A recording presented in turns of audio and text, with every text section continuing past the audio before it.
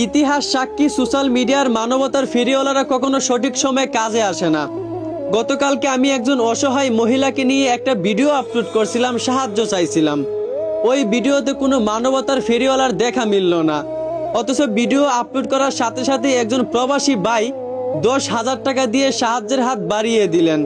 আর এই দিকে আমি আপনাদের কাছে টাকাও চাই নাই, শুধু বলছি ভিডিওটা বেশি বেশি শেয়ার করে সাহায্যের হাত বাড়িয়ে দেন। শুধু বলছি চাইলে স্টার গিফট করেন।